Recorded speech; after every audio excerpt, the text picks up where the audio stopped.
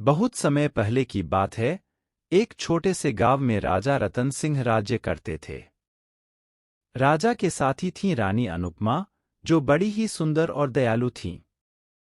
लेकिन राजा को एक बड़ी परेशानी थी, जो उसके दिल को छू गई। राजा के राज्य में एक बुरा समय आया था, जिसका कारण सभी वन्यजन और प्राकृतिक संसाधनों का संतुलन बिगड़ गया था। राजा का मन बहुत ही व्याकुल था, क्योंकि वह अपने जनता को सुख और समृद्धि देने में असमर्थ महसूस कर रहा था। एक दिन राजा की यात्रा के दौरान वह एक जादुई मंदिर में पहुंचा। वहां एक प्राचीन राजा की मूर्ति थी, जो बोली, तुम्हें अपने राज्य को पुनः समृद्धि से भरने के लिए एक जादुई घड़ा मिलेगा।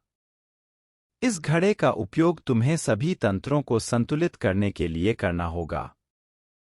राजा ने धन्यवाद कहकर जादुई घड़ा लेकर वापस अपने राज्य की ओर पथिक बढ़ा। घड़े का जादू सिर्फ राजा के लिए था, और उसने इसका प्रयोग शुरू किया। पहला तंत्र था एकाग्रचित्त, जिससे लोग अपने कार्यों में पूरी तरह से लगे रहें। राजा ने सभी को 1 महीने का समय दिया, जिसमें वे सभी अपने कार्यों में पूरी तरह से एकाग्र हों। दूसरा तंत्र था उदारवाद, जिससे लोग एक दूसरे के प्रति उदार और सजग बने रहें।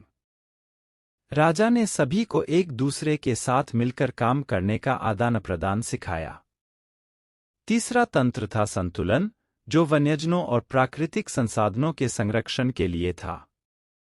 राजा ने लोगों को प्राकृतिक संसाधनों का सही ढंग से उपयोग करने की महत्वपूर्णता सिखाई। समय बिताने के बाद राज्य में एक नया सूर्य उगा, और सभी लोग खुश और समृद्धि से भरे रहने लगे।